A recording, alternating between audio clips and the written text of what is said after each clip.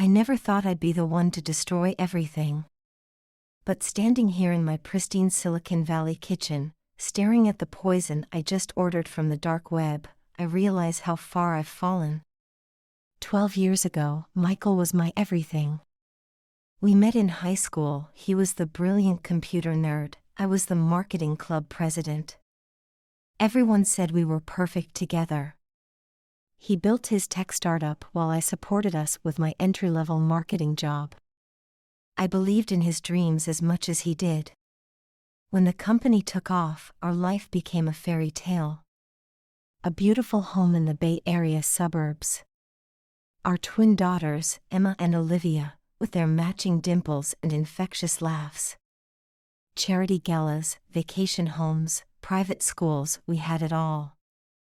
I remember the exact moment things started to change. It wasn't when David Maxwell became my new boss at the marketing firm. It wasn't even when he first smiled at me with those dangerous blue eyes. It was the day I realized I had become invisible to Michael. He was always working, always on his phone, always thinking about the next big deal. Our conversations became shorter, more practical. Can you pick up the girls? Don't forget the investor dinner. I'll be late again tonight. David was different.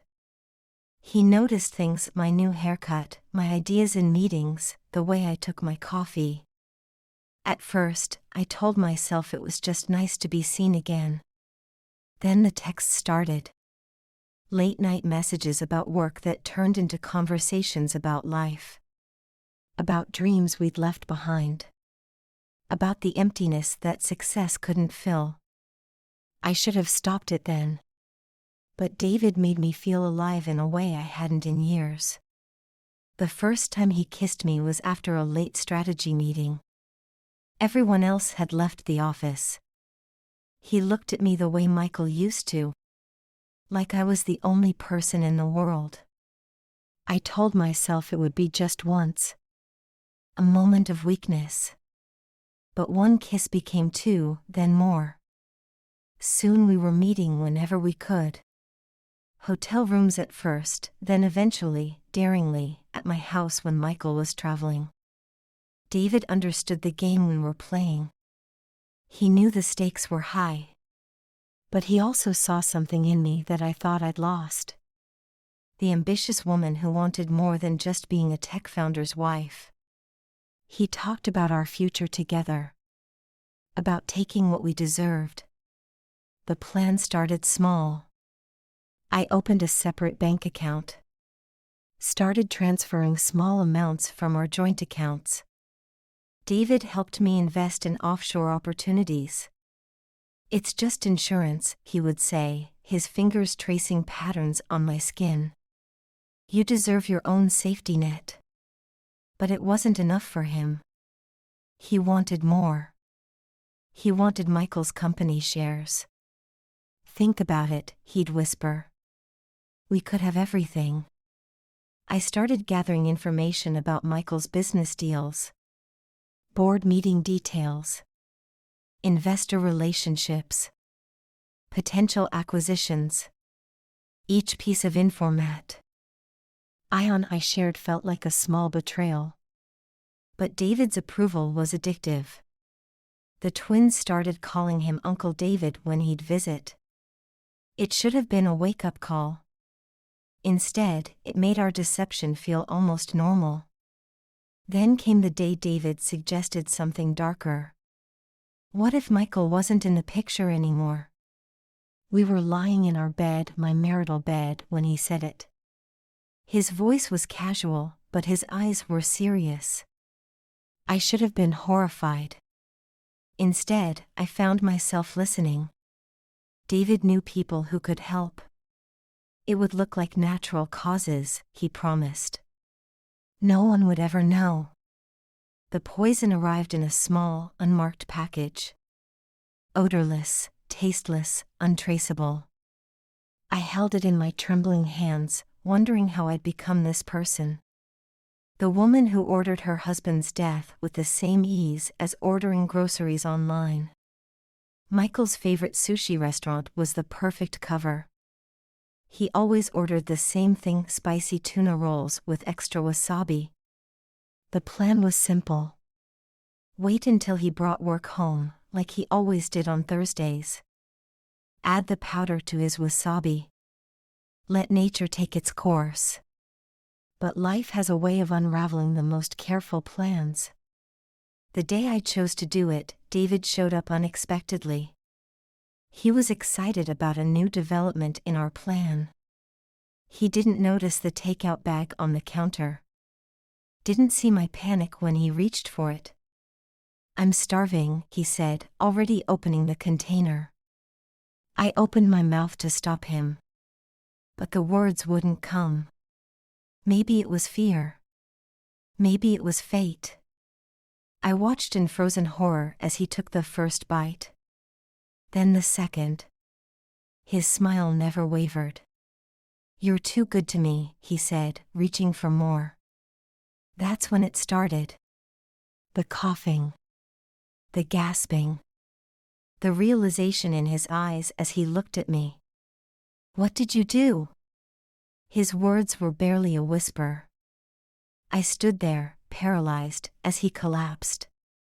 His body convulsing on my imported Italian tiles. The same tiles Michael had surprised me with on our 10th anniversary.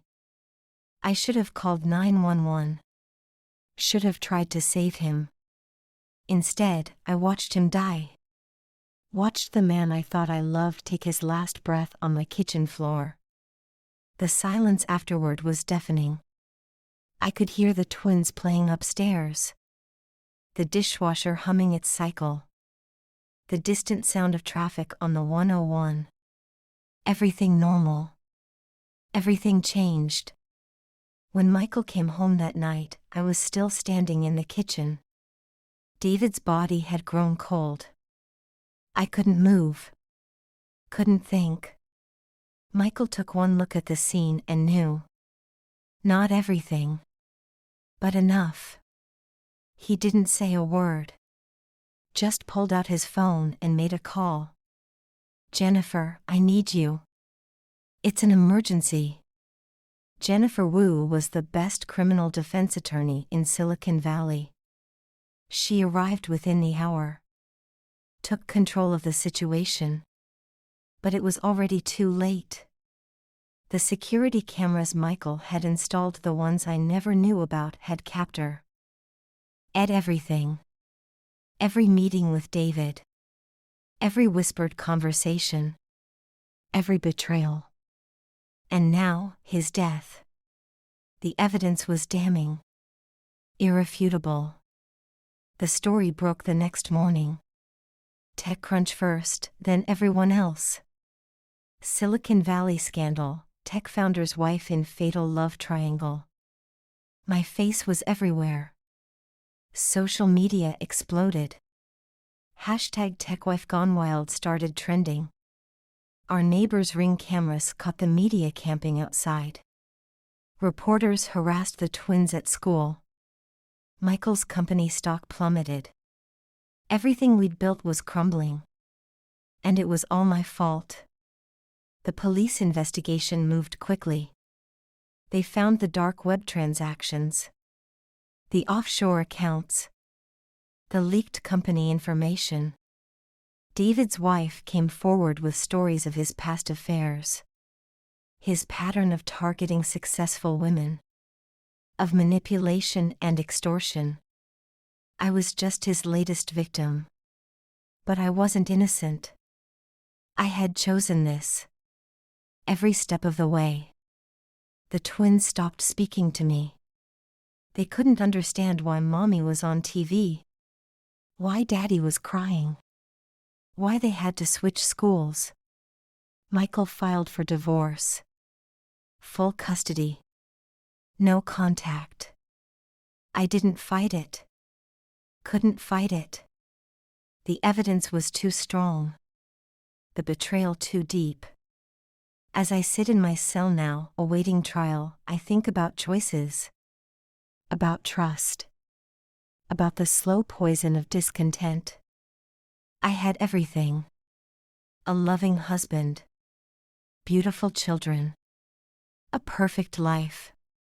And I destroyed it all. Not in one dramatic moment, but in 1,000 small betrayals. Each one seeming insignificant at the time. Each one leading me here. To this cold room. These steel bars. This endless regret. The media calls it a scandal. A cautionary tale of greed and betrayal. But they don't understand. It's a story about invisibility. About the quiet death of love. About the lies we tell ourselves. The poison wasn't just in that sushi. It was in every unspoken word. Every fake smile. Every moment I chose David over my family. Michael and the twins are moving to Austin. A fresh start, his lawyer says. Away from the scandal. Away from me. I'll never see my daughters grow up. Never braid their hair again. Never hear them call me mommy. That's the real punishment. Not the jail time I'm facing. Not the public shame. But the knowledge that I sacrificed the only things that ever truly mattered. For what? A fantasy that turned to ash. A man who saw me as a pawn, not a queen. A moment of power that cost me everything. They say hindsight is 20/20ths. But that's too simple. Too clean. The truth is messier. More painful. I saw the signs. Ignored them. Chose my path. And now I'm paying the price. Every day, I replay that moment in the kitchen. When I could have stopped David. Saved his life. Saved my family. But I didn't. Because deep down, I wanted him gone. Wanted my secret buried. Instead, I buried myself. My lawyer says I might get leniency. David's history of manipulation. White clean record before him. The fact that I didn't actually mean to kill him. But does intent matter when the result is the same? When a man is dead? When a family is destroyed?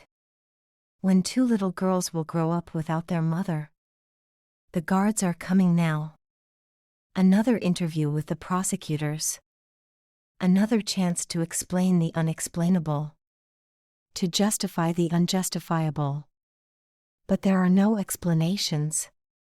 No justifications. Only consequences. And regret. Endless regret. For the life I had.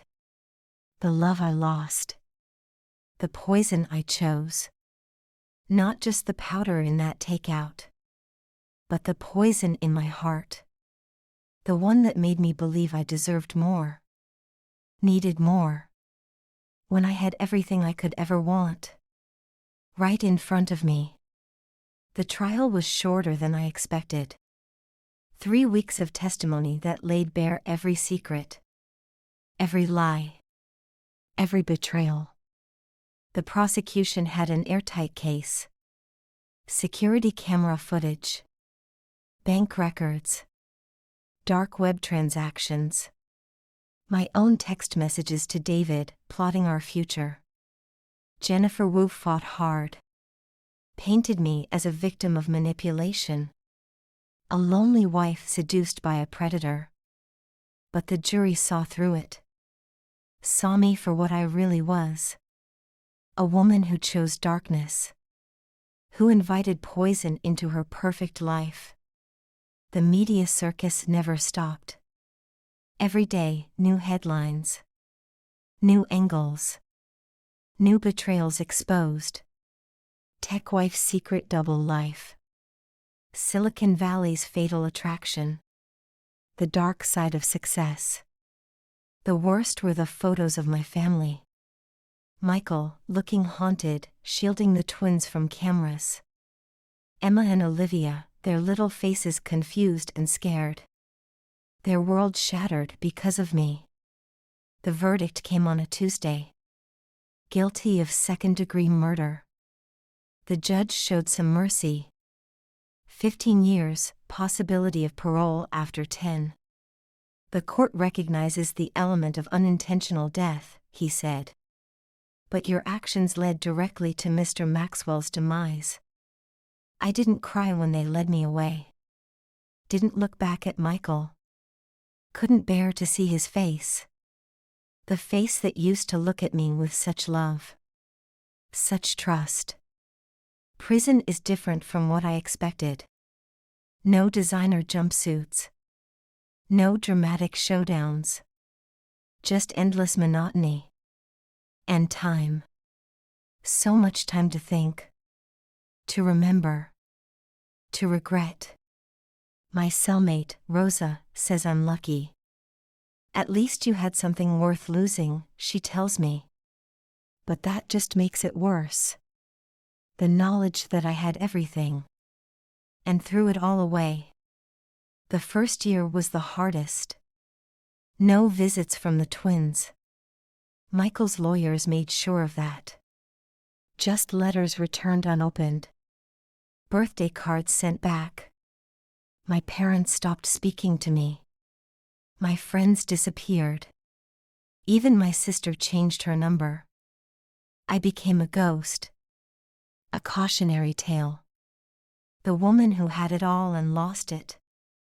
I started therapy in my second year. Not because I wanted to. Because I had to understand. Had to face what I'd done. Dr. Martinez didn't judge. Just listened. Asked questions I couldn't answer. When did you first feel invisible? What were you really looking for in David? What would you tell your daughters if they were here? Slowly, painfully, I began to see. To understand. The roots of my destruction weren't in David. Weren't even in Michael's success. They were in me. In my need for validation. For excitement. For power. I learned about narcissism. About self-sabotage. About the ways we destroy what we love. Because we don't believe we deserve it. The other inmates have their own theories. Men ain't worth it, they say. Should have hired a professional. At least make sure he's dead. They don't understand. This isn't about David. Or Michael. Or even about murder. It's about the slow death of gratitude. The poison of entitlement. The way we take love for granted. Until it's gone. News from the outside comes in snippets. Michael's company recovered. Stock prices higher than ever. The twins started middle school in Austin. They're on the honor roll. Playing soccer. Living their lives. Without me. Sometimes I dream about them. Their voices. Their laughter. The way they used to climb into our bed on Sunday mornings. Mommy, tell us a story. But I'm not Mommy anymore. I'm inmate 247891. The woman who killed her lover. Who destroyed her family. Who chose poison over love. Rosa says I should write to them. Try to explain. Ask for forgiveness. But what would I say? Sorry I tried to kill your father? Sorry I got his rival killed instead? Sorry I was so selfish? Words seem inadequate. Hollow. Like everything else in here. The prison psychiatrist says I'm making progress. Learning to face my choices. Accept responsibility. But acceptance feels like another kind of death. Because accepting means admitting that this is real. That I did this. That I can't go back. Time moves differently in prison. Days blur together. Marked only by meals. Head counts. Therapy sessions. I watch the seasons change through barred windows. Spring. Summer. Fall. Winter. Each one taking me further from my old life. My beautiful home. My successful career. My perfect family. Sometimes I catch my reflection in the metal mirror. Barely recognize myself. The designer clothes are gone. The carefully styled hair. The manicured nails. Everything that made me Sarah Anderson. Tech wife. Marketing executive. Mother. All stripped away. Until only truth remains. Raw. Ugly. Real. The other inmates have their routines. Their ways of passing time. Some work out obsessively. Others read everything they can find. A few find religion. I write letters. Letters I'll never send.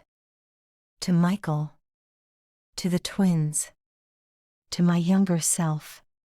Warning her. Begging her. To see what she has. To cherish it. To protect it.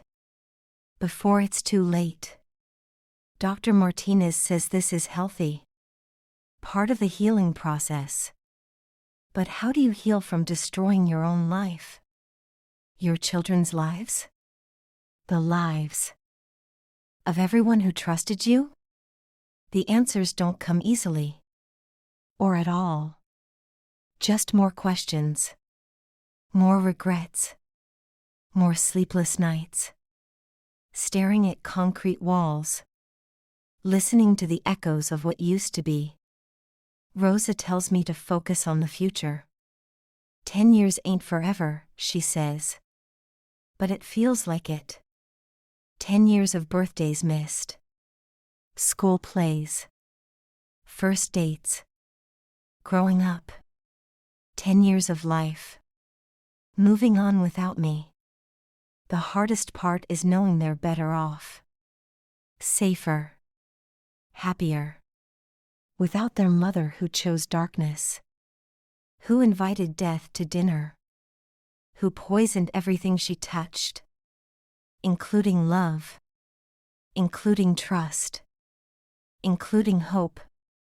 But maybe that's my punishment. Not just the years behind bars. But the knowledge. The certainty. That I did this. All of it. And no amount of time. No amount of therapy. No amount of regret. Can ever make it right. 7 years into my sentence, everything changed.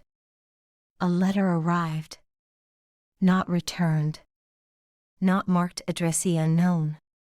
But actually delivered. Emma's handwriting on the envelope. Shaky.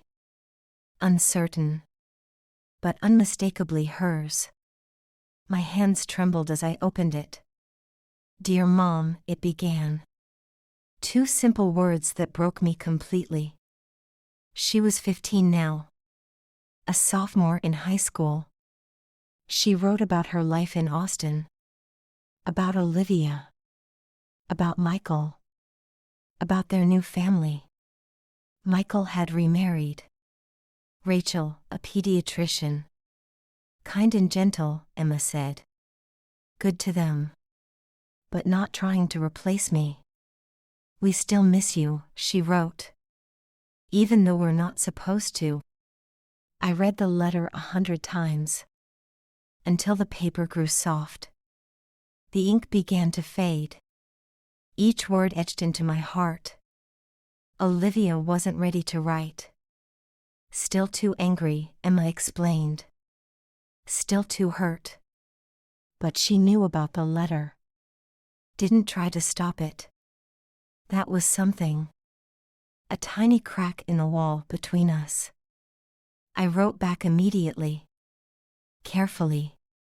Thoughtfully. No excuses. No justifications. Just truth. About my mistakes, my regrets, my endless love for them. Emma's letters became regular. Once a month, then twice. Small glimpses into their lives. Olivia made the debate team. Emma was captain of the soccer team. Both straight-A students.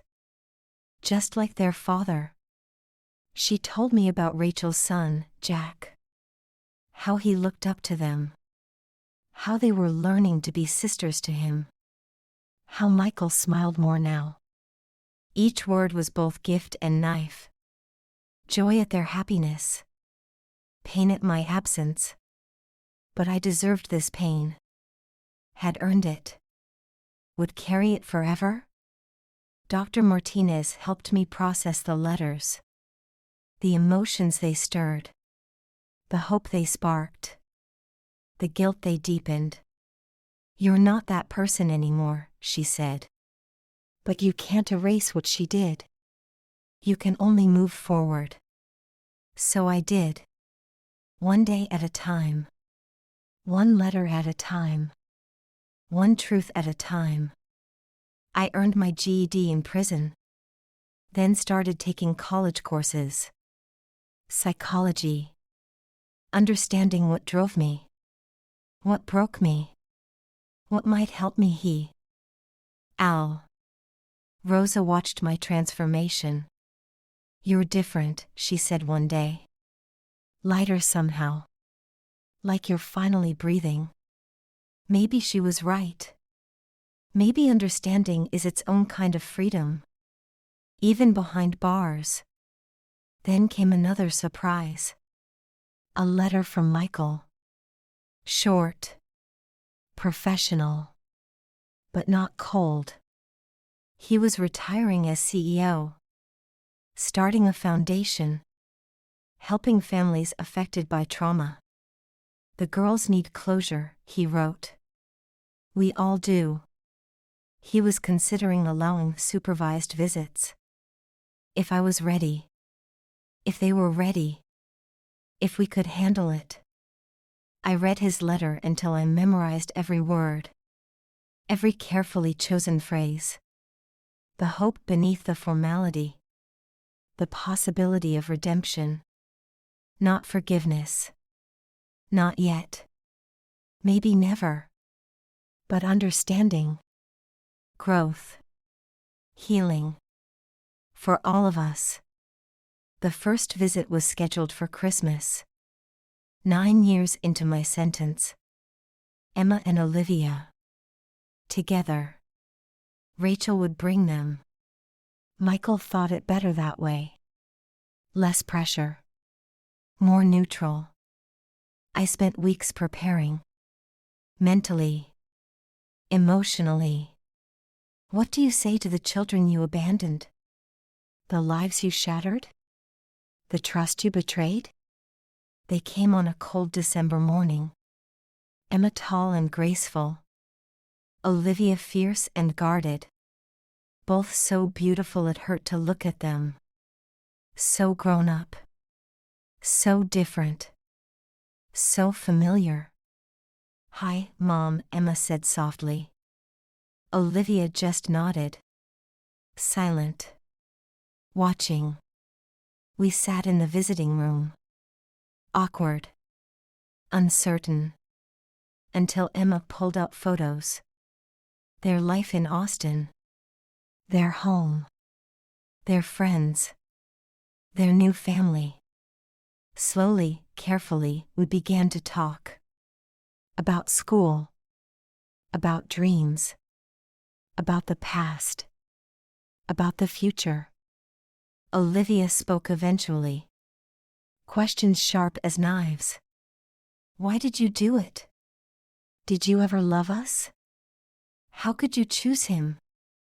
I answered honestly. No excuses. No deflections. Just raw, painful truth. They listened. Sometimes nodded. Sometimes cried. Sometimes just sat in silence. When the visit ended, Olivia hugged me. Brief. Tight. Like she couldn't help herself. "We're not forgiving you," she said. "Not yet. But we're trying to understand." Emma squeezed my hand. "We'll come back," she promised. "If you want us to." I watched them leave. My beautiful daughters. Strong. Resilient. Survivors. Of my choices. My mistakes. My destruction. But also of love. Of growth. Of healing. Rachel waited for them outside. Gentle smile. Open arms. The mother they deserved. While I remained here. In this concrete box. Paying for my crimes. But for the first time in 9 years. I felt something new. Something dangerous. Something beautiful. Hope. Not for forgiveness.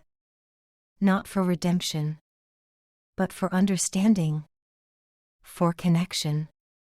For love. Even if it's different now. Changed. Scarred. But real. And maybe that's enough. Maybe that's everything. The poison didn't win after all. Love survived. Different. Harder. But stronger. Like my daughters. Like me. Like us. End.